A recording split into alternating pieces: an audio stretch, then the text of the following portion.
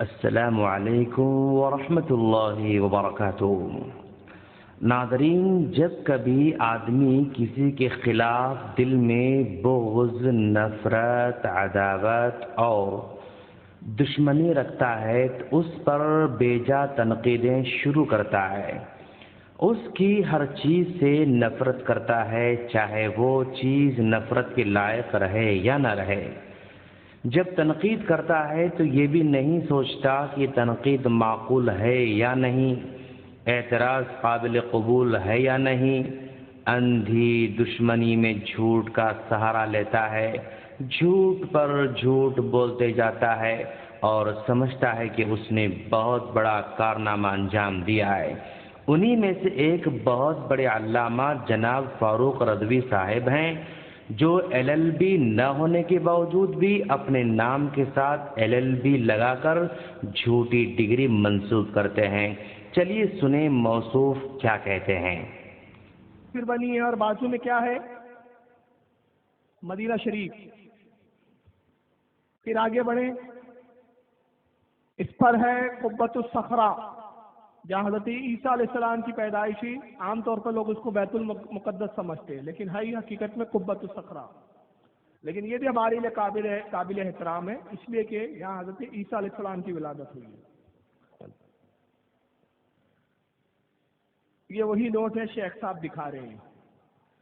یہ نوٹوں کا ایک بنڈل ہے جس پہ خانہ کعبہ بنا ہوا ہے، اور بازو میں ہی شیخ صاحب کی، وہاں کے بادشاہ سلامت کی تصویر بنی ہوئی ہے۔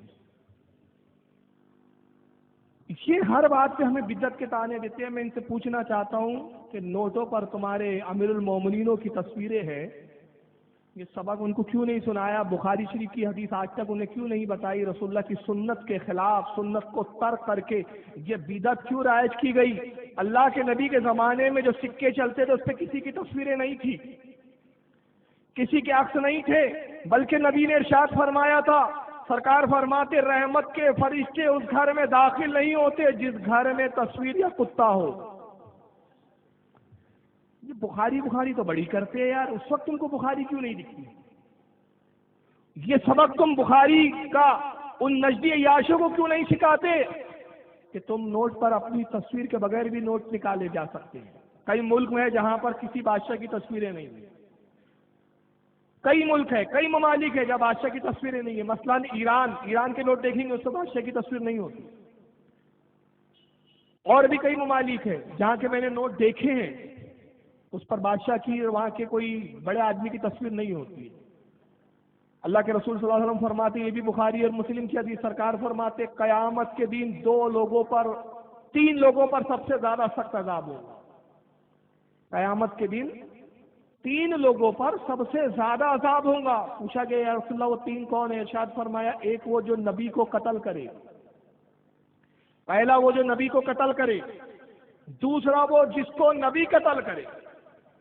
اب بتائیے نبی جس کو قتل کرے گا کتنا بڑا پکا کافر ہوگا وہ، کہ نبی قتل کر رہا ہے اپنے ہاتھ سے، اور وہ بھی کتنا بڑا بدبخت ہوگا جو معاذ اللہ نبی کو شہید کر رہا ہے۔ تو رسول اللہ کہتے پہلا وہ جو نبی کو قتل کرے، نبی جس کو قتل کرے، دوسرا جو نبی کو قتل کرے، اور تیسرا فرمایا سرکار نے تصویر بنانے والا۔ بخاری مسلم کی بات کرنے والوں کو بخاری مسلم کی حدیث نظر نہیں آتی، اپنے باپ امیر المومنین عبداللہ بن عبدالعزیز آل سعود ان کو یہ سبق نہیں پڑھاتے کہ بخاری اور مسلم میں حدیث موجود ہے، نوٹوں پہ سے تصویر ہٹائیے، یہ بدعت ہے، بہت بڑی بدعت ہے۔ ناظرین، علامہ فاروق رضوی صاحب کے اس کلپ میں بنیادی طور پر 4 اعتراضات ہیں۔ نمبر 1، سعودی کرنسی پر بادشاہ کی تصویریں کیوں ہیں؟ نمبر 2، کرنسی پر جو تصویریں ہیں وہ بہت بڑی بدعت ہیں۔ نمبر 3، ایران کی کرنسی پر تصویر نہیں ہے۔ اور نمبر 4، تصویر کشی بہت بڑا گناہ ہے۔ اب چلیے ہم ان تمام باتوں کا ذرا عدل و انصاف کے ساتھ جائزہ لینے جا رہے ہیں۔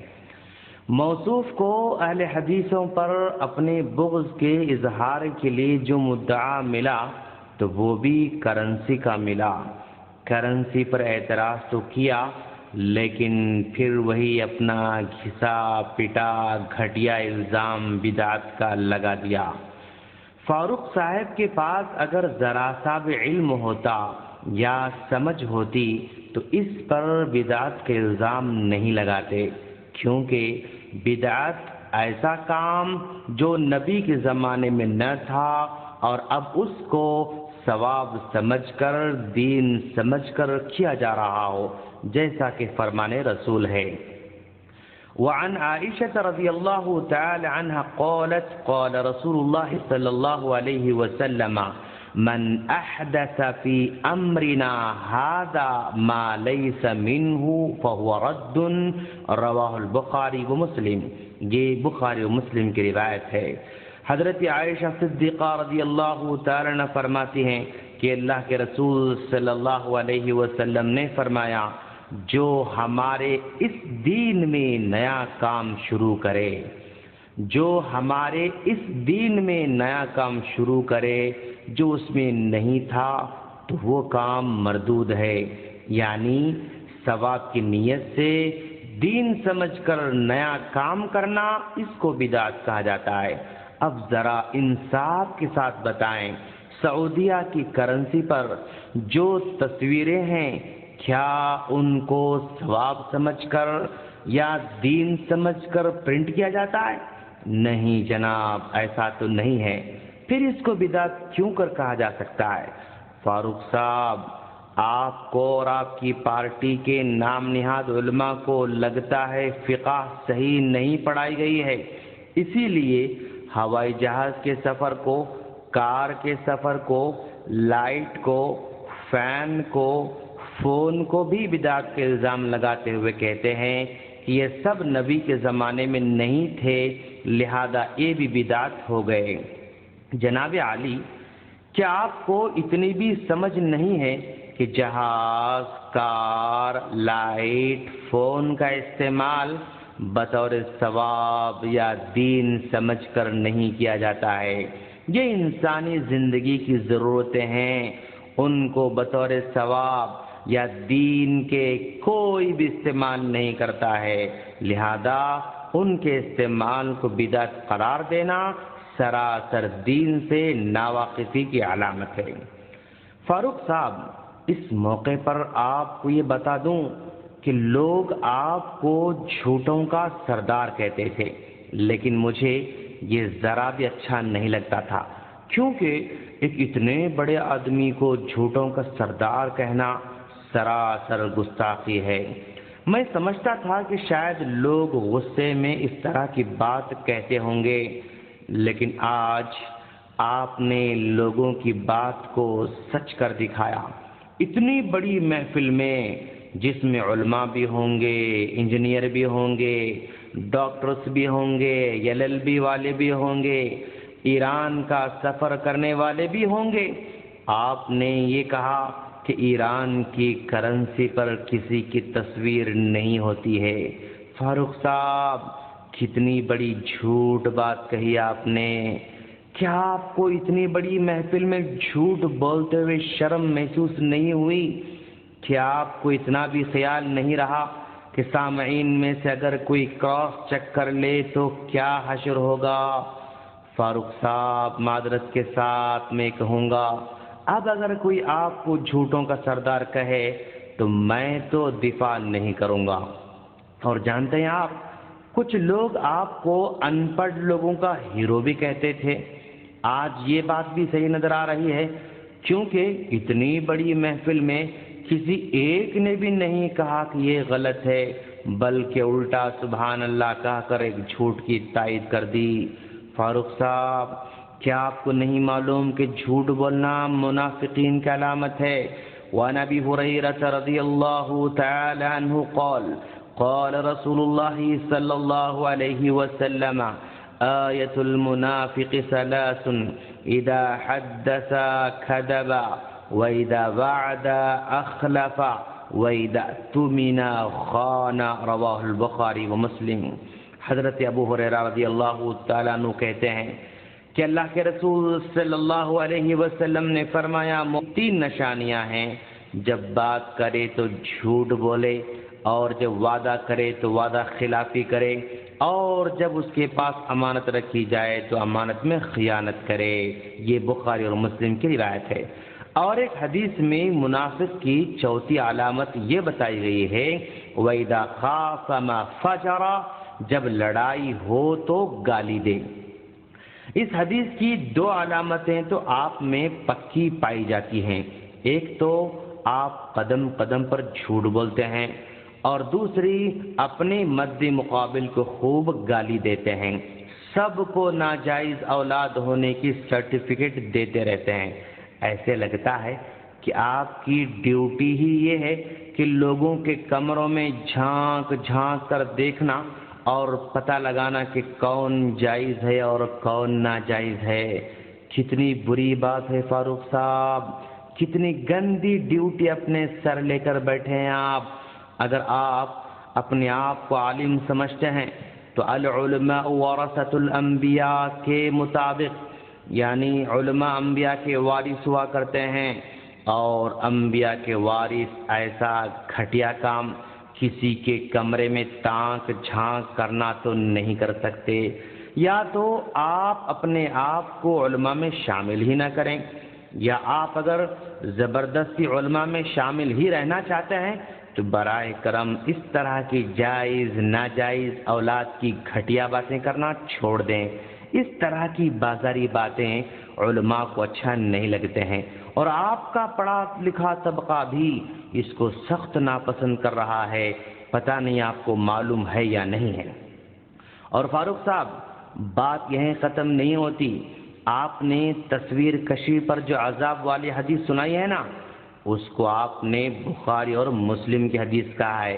کیسے ان پڑھ عالم ہیں فاروق صاحب آپ کو یہ پتہ ہی نہیں کہ جو بات کہہ رہے ہیں وہ کہاں لکھی ہوئی ہے، بس بخاری مسلم کا نام لے کر سامعین پر اپنا سکہ جمانے کی ناکام کوشش کی۔ آؤ ہم بتاتے ہیں کہ جو آپ نے حدیث سنائی ہے وہ کہاں ہے۔ وہ حدیث بخاری اور مسلم کی نہیں ہے، بلکہ مسند احمد، طبرانی، مجموع الزوائد، الجامع الصغیر کی حدیث ہے۔ فاروق صاحب، اگر آپ کی اجازت ہو تو ذرا میں اس حدیث کو پڑھ کر بھی سناؤں؟ آؤ میں سناتا ہوں۔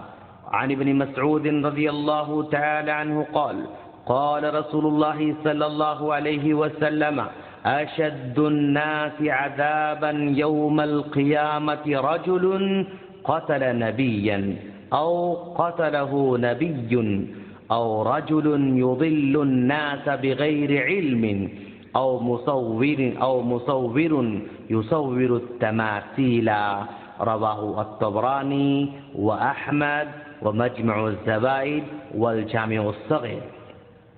حضرت عبداللہ بن مسعود رضی اللہ تعالیٰ عنہ کہتے ہیں کہ اللہ کے رسول صلی اللہ علیہ وسلم نے فرمایا، قیامت کے دن سخت عذاب جن کو ہوگا ان میں سے ایک وہ آدمی ہے جس نے کسی نبی کو قتل کیا ہوگا یا جس کو نبی نے قتل کیا ہوگا۔ تیسرا وہ آدمی جو بغیر علم کے لوگوں کو گمراہ کرتا ہے۔ چوتھا وہ جو بت بناتا ہے یا تصویریں بناتا ہے۔ اس حدیث میں 4 لوگوں کا تذکرہ ہے، لیکن فاروق صاحب آپ نے صرف 3 کا تذکرہ کیا۔ رجل یضل الناس بغیر علم، جو آدمی بغیر علم کے لوگوں کو گمراہ کرتا ہے۔ حدیث کے اس ٹکڑے کو آپ نے اڑا ہی دیا۔ فاروق صاحب کیا ہوگا؟ کیوں آپ نے اس ٹکڑے کو چھوڑ دیا؟ آپ نے اس ٹکڑے کو اس لیے چھوڑ دیا کہ یہ بالکل یہ ٹکڑا آپ کو گھیرے میں لے رہا تھا، کیونکہ آپ بھی بنا علم کے ہی لوگوں کو گمراہ کرتے رہتے ہیں۔ اگر آپ کو اس ٹکڑے کا پتہ نہیں تھا، اس لیے آپ نے نہیں بتایا، تب بھی آپ اس دھمکی سے فرار نہیں ہو سکتے، کیونکہ اگر آپ کو اس حدیث کے بارے میں مکمل جانکاری نہیں تھی تو بتایا کیوں؟ آپ نے مکمل جانکاری نہ ہونے کے باوجود بیان کرنا، یہی تو گمراہ کرنا ہے، اور اس حدیث میں اسی سے منع کیا جا رہا ہے۔ فاروق صاحب کس قدر افسوسناک مقام ہے ایک 3 منٹ کے کلپ میں اتنے سارے گھوٹالے کر گئے، تو آپ کے گھنٹوں والے بیانات میں کیا کیا نہیں ہوگا۔ خیر، ابھی تو یہ آغاز ہے، دیکھیں آگے آگے کیا ہوتا ہے۔ ہم دعا کرتے ہیں کہ اللہ تعالیٰ فاروق صاحب اینڈ کمپنی کو اسلام کی صحیح سمجھ عطا فرمائے، آمین۔ السلام علیکم ورحمۃ اللہ وبرکاتہ۔